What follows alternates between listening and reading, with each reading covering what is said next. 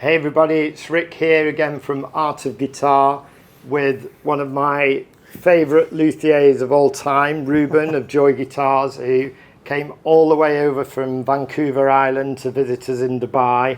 And there was a very good reason for that, because not only did he bring perhaps the only fully the tree mahogany guitar, which is utterly insane, and we've done another video on that, but even more incredible, he brought the If 6 Was 9 Jimi Hendrix guitar, which is literally built from Jimi Hendrix's childhood home. And, well, Reuben, why don't you tell us about All it? right. How did this come to be about? This came to be about through the opportunity again with the Slash build. I met with him.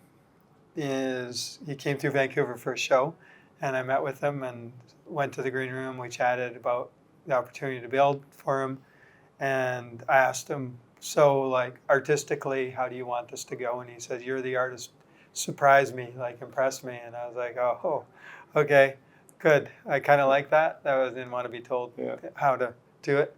And so, yeah, started coming up with ideas for the rosette and everything, but as I was doing that, it kind of came to me that maybe I should find something really inspiring for him that would try and bring one of his heroes into this instrument. So I went on the hunt because I had read that Jimmy's brother and a fella had rescued the childhood home. So I reached out to the fella, not Jimmy's brother, but the fella who purchased it with him, and let him know that I was building Slash a guitar, and said I would love to get some of that wood and put it in Slash's guitar, which I was able to do. Amazing. Now that piece was like enough to inspire Slash to be stoked about what happened with that wood, and in putting it in a neck, I thought, well, there could be maybe something more here. And so and there certainly is something more here. Yeah.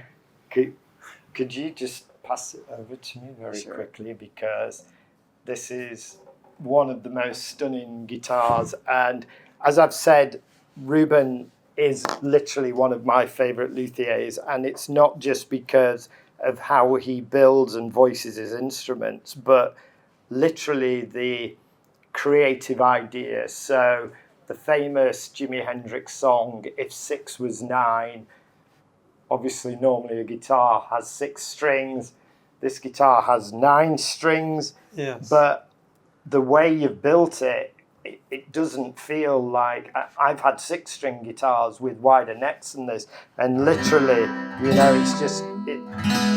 the way you can get that almost 12-string ring, because 3 of the strings have got harmonics on them, but it's so it's a 9-string guitar. It's a 9-string guitar done really subtly, because very subtly. It's supposed to be something more, but it's hidden, and yeah. So I use banjo tuners for the octave strings. So is that so you can literally go up and down the octave, so it can play just like a 6-string without the octave up? Or why I use the banjo strings? Just so that I could make them invisible. It's almost a 1 to 12.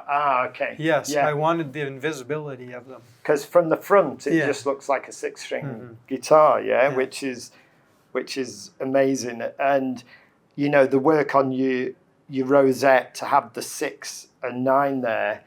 And I believe the 6 and 9 are actually made out of nails from his house. That's right, bent nails that I pulled out of the wood, and then the whole rosette is little pieces of additional pieces. So I have paint chips around the and I see how you've even left some of the there's still nails in the wood. In the wood, and as we were talking about earlier, just because it was his house, it's not necessarily that you're going to find wood that makes a great guitar, but the voicing of this guitar is amazing. I've heard it played. I've played it myself as much as I can. Is that just a coincidence? Is it old wood? Yes. So the house was built in the 1917s, Okay. All old growth fir, Seattle. So So which the is wood- so only the wood about an hour is- and a half from where I live. So Wow. So the wood is over 100 years, yeah. probably 200 years old, actually. Or up to there. And then it would have been like, at that point in time, they would have been harvesting large trees. So really nice grained, straight grained wood. And the density of fir is like, it's more dense than a spruce. And then on top of that, sitting as a house for 115 years, 100 years, it with becomes the more Authentic dense. Hendrix there on the back. And what I love is your, Yeah. as we've seen on the Carbon Quilt guitar that we have, on the tree guitars that we have, these, the kind of My very signature subtle asymmetric ports, as you call them. One of them I can see has a little connector in there, so you can literally put a wireless connector and play it through an amp, because as a Hendrix guitar, you may find yourself wanting to get on stage with it. For sure you want to plug it in. You know, I just love the way that, you know, this shape of the bridge is very reminiscent of yourself, but how difficult was it to try and think of how am I going to get 9 strings into really what is, if it is Standard. wider, it isn't much wider than your very, normal. very, very little. Yeah.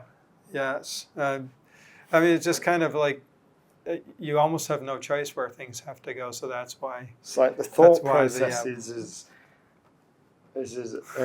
amazing as the application itself. And how long did it take you to, you know, from kind of concept to idea to creating what is literally That's a good question that I can't even answer.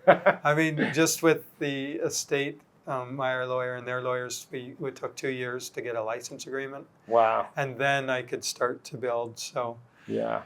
I don't, like, it's like you mentioned, I do 4 to 6 a year, and so it could be 3 or 4 months to build one, if you're not including hunting for the wood. And you're still a little piece of the carbon fiber there that is kind of your signature.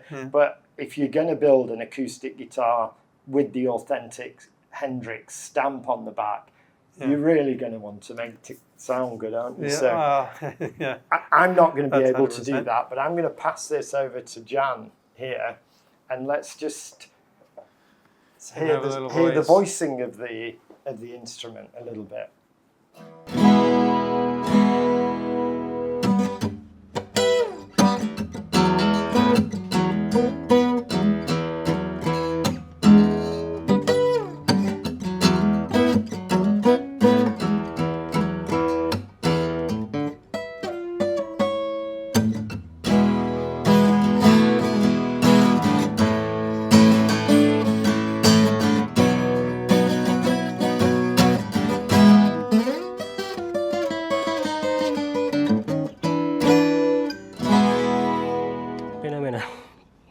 Amazing. It is amazing.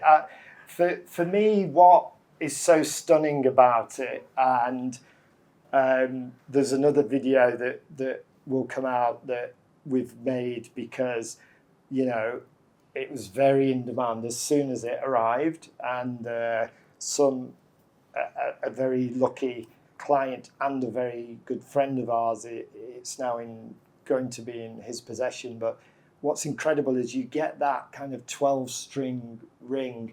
You know, it's the kind of guitar. I always say the hard thing about having such amazing guitars in an incredible guitar shop is saying goodbye to them. You know, and I always want a 12-string, but once I've played Wish You Were Here on it, and once I've played a couple of other songs, it's, you know, they're hard to play, and you kind of run out of things. But you can play it as a 6-string, really. Yeah, but you just simple. get that. The neck's not too wide. It's just you just get that kind of bigger sound. It's almost as if you're playing a duet with somebody, really. So, I mean, what a fantastic creation. So, thank you. I mean, incredibly privileged for you to bring it out to us. Oh man, it's my pleasure. And hope to see. You know, you said you've got some even more amazing ideas coming up. There's there's stuff in the works that's Can't wait yeah, for the next very one. exciting for me, and I'm excited to That's great. show and tell. So that's Rick from Art of Guitar. So happy to talk about a legendary guitar, legendary guitarist, and a legendary guitar builder, all at Art of Guitar.